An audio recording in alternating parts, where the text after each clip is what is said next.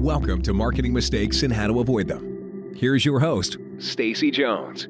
Welcome to another episode of Marketing Mistakes and How to Avoid Them. I'm Stacy Jones, and today I'm going to talk to you about creating your plan to work with influencers. And you need a plan. This is not a marketing practice that you want to just jump in and out of, or it will prove to be a giant waste of time. This is a 2-part podcast with 11 actionable steps to take along the way. For brands that make influencer marketing work, they have comprehensive, ongoing influencer programs that are worked on around the year, building upon each influencer partnership and post. And here's the thing. You gotta know this. Working with influencers is not easy. And that is the very first thing you need to prepare yourself for before starting a plan to incorporate social influencers into your marketing and advertising campaigns. It is not as simple as simply sending out product and sitting back and waiting for the sales to come roaring in. In fact, sales rarely happen at first, something most people don't expect. After all, having a social influencer show your product in their feed, calling it out to get the attention of their tens of thousands to millions of followers should mean instant sales, right? Dead wrong. You also need to understand that it takes a ridiculous amount of time to source the right influencers, engage with them, have them respond, negotiate pricing and deal point asks, create a contract, have it signed, send product, approve the copy, chase them down if it's slow going, share the post with some sort of smart comment on your brand's own social feeds. Can't tell you how many people forget to share those posts. Screen grab the original post for your file so that your marketing team and CMOs see the successes of the partnership. Create a recap report, coordinate and send payment, and actually find out their email address isn't the right one they want to use for PayPal. So then you have to send payment again and cancel the first payment. True story. It does happen. It can take hours and hours and hours to secure just one social influencer. And once that post is up, give it a few days and that campaign is done. Unless you've negotiated multiple posts and want an ongoing relationship with that same influencer, which is an excellent idea as you've done so much work to get them to understand your brand in the first place, and their followers will benefit from seeing multiple posts from the same person versus a one and done. Another point your team needs to understand is that social influencers should be used initially for branding campaigns, not sales results. There is massive power and benefit to the content that they produce and that they then get organically in front of their own follower base with a warm introduction showcasing your brand along with theirs. And that has value, not only with the eyeballs that see the posts, but also the actual content that can be repurposed on your own social feeds and even website. Social influencer partnerships are like the new version of the archaic TV ad or print ad, but all wrapped up into one turnkey creation and marketing machine.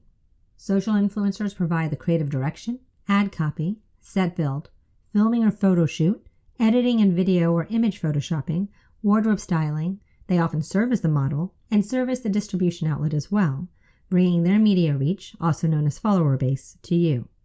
And sometimes it takes only an hour or two for them to do this, realizing that makeup and prep time might not be part of that time frame, and other times it might take them days. And regardless of how long it takes them to actually create your content and post it, they're putting in dozens and dozens of hours responding to their fans, creating additional content that keeps people engaged, and working on growing their own reach to make their social platform feed even more valuable to brands. It takes them a lot of time and work to do this, and that's why they get paid. But there is a right way and a wrong way to approach influencer marketing. And the right way means you need to create a plan. So let's walk through what that plan looks like and the 11 steps I'm going to suggest to you today. The first step you're going to do is create an influencer marketing brand brief where you teach the influencer about your brand. That includes everything from your social platforms and what social platforms you want them to post on, the hashtags you use, who your brand is, and the relevant messaging that's important to be shared. Your primary core demographic you're trying to reach, who your brand isn't, the don't do this or say that, any dates that are important that are also good to share from pre-launch timing, events you may be doing that are core to the campaign, or seasonality. You'll also include here or in your contract your brand's strict adherence to FTC guidelines. Hashtag ad is all the rage and the law if you don't want to be fined. So you have to do sponsored, you have to do hashtag ad, you have to let people know that you are actually paying or even giving product to an influencer. The second step of your plan is to create an overall budget for your campaign. Please don't be one of those brands who say they don't have a budget and they'll figure it out along the way. That's the disaster plan. Determine the budget. Let your team or agency know your budget. That's the only way for influencer marketing to be successful. It doesn't mean the entire budget needs to be spent on a single influencer, but it will allow you to plan and determine if fewer bigger influencers are more important versus more smaller influencers who will create more content. Influencers are typically priced using a cost per thousand metric, something I've talked a lot about before. This is called a CPM. So for every 1,000 followers an influencer has, there is a fee, whether that's $5, $15, $25, or $50, that's charged. This fee, the CPM, is also based on what the ask of the influencer is, such as how many posts, what type of posts, photos, or video. The more time involved for the influencer, the higher the fee. And know that fees add up quickly. An influencer with 10,000 followers might make $150 if their fee is a $15 CPM. An influencer with 100,000 followers might make $1,500 if their fee is a $15 CPM as well. So that follower base is really going to drive your actual fee of what you're paying those influencers. It's all driven by the fan base as well as the social platform. Instagram static images, which live longer, are going to likely be higher priced than Instagram stories. But stories typically have more direct lead into your website with their swipe options to lead the viewer directly there. And higher CPMs can be charged when there's a higher past proven engagement with likes and comments. Your budget is also going to let you know how much money is available for paid media. Yes, you heard me right. If you work with an influencer on Facebook, they're typically only showing 6% of their follower base the content they produced for you. That's not up to the influencer. That's Facebook and their algorithms. You know this fact, and you will remember it when you were negotiating the pricing with influencer now. So whatever the platform, know you need to plan to boost that post to a bigger audience. Your third step is to determine how you are measuring the influencer partnerships. This is where KPIs come in. Is it that you want to increase brand awareness, so likes and comments matter most? Or are you trying to drive the viewer to take action, to visit a location or website, to drive downloads, to sign up for something? If you keep it free, you're going to have more luck. Are you trying to build your social following on your own pages? And are you measuring where those bumps come from? Is the goal content? And are you looking for specific types or quantities of content? I know all of you are going to say sales is a KPI, but try to keep that to a back burner right now. It's really not how you should be measuring success with influencer marketing. Every brand goes in trying to measure using sales. It is not the metric you should be using. Your fourth step is to start doing research and finding influencers. You can do this in a few ways. Scour the internet and your chosen social platforms using relevant hashtags to find the individuals, and then reach out through direct message. Or you can use a social influencer database to help directly link you to influencers who have opted in. I'm going to tell you, there is not a perfect influencer database out there, and they are quite expensive. Plan on paying up to $16,000 or more a year for one that provides you comprehensive data and analytics that you may be looking for. And the cheaper ones, they're like a dumping ground of a mishmash of influencers and influencer wannabes. The databases will not guarantee you results or success. You're still going to have to do quite a bit of work, but they do help lead you in the right direction. You might need to find influencers by specific city, or by topic interest, or by the type of content they actually produce. You might be looking for a younger influencer or someone more seasoned that will impact your goal of attracting Gen X and baby boomers. Or you might look for influencers who are at the top of their game and have some sort of special element that make them of interest to you.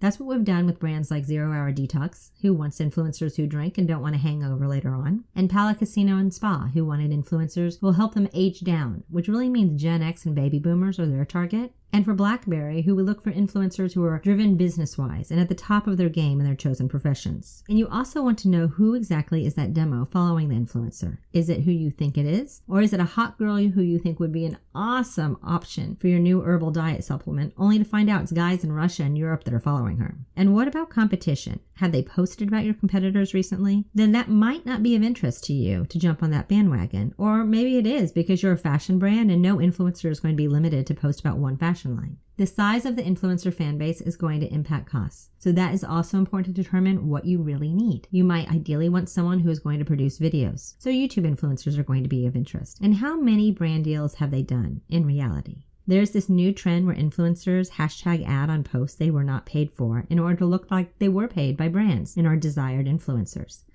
That's confusing, right? And how good is their content, right? Do they know how to work with a brand and show it in its best light? And how much do they honestly like your brand? That's going to impact the organic and authentic fit that all brand marketers are looking for. There's a lot to figure out. It's not just about their reach, as they can fake those numbers with bots and online tools that make it look like they have higher follower count and engagement than they really do. In a previous podcast, I spoke about how to spot fake Instagrammers. You should definitely check that out because it's going to give you lots of tips there too. And those are the first 4 of the 11 steps I'm going to discuss with you to work with influencers. Make sure you tune into my next podcast where I will share the next 7 steps of this 11-step process to make sure you are totally ready for your influencer partnership program launch, where I will discuss what you must know about contracts and how to safeguard your brand from the FTC, the importance of packaging your product, working with influencer to tweak the content performance and measurement, sharing the content on your social pages, and capturing the content for reporting. All important things along the way. As I said at the beginning of this podcast, it takes a lot of work and a ton of time for that one single post to show up. That's why so many brands hire agencies to help them, and many brands don't recognize the amount of time it actually takes and question fees associated. It really is like herding cats. And yes, you can put a junior staffer on this or even an intern, but you probably aren't going to get quite the same results and have as many people working on your behalf who know how to avoid some potholes along the way. We have a few pieces of content that I think you will find really valuable that I suggest you download from our website. The first is a social influencer guide that walks you through the process I just spoke about and expands on how to create great partnerships. The second is our social influencer survey that we conducted with hundreds of influencers to find out how they would prefer to be worked with brands, what their thoughts are on creating the best brand collaborations, and how they price themselves, along with dozens of other topics. You can also visit our influencer marketing school at learn.hollywoodbranded.com, where our classes provide you and your team actionable insight to help you create the best marketing partnerships for your brand, and we offer a very comprehensive DIY influencer how-to program there that's quite affordable. And make sure you stop by hollywoodbranded.com for more tips. Check out our library, which has infographics, white papers, ebooks, and videos, or our blog.hollywoodbranded.com, which has hundreds of helpful hints on how to make brands' influencer and entertainment content partnerships a success from the get-go. That's it for this episode. I hope it was helpful, and please let me know if you have any feedback. I'll see you next week. And as always, if you need a little or a lot of help, my agency, Hollywood Branded, is here to lend a hand. If you would leave a review or any questions I can address in the future, I'd really appreciate it, as your feedback helps me know my advice is valuable and interesting to you.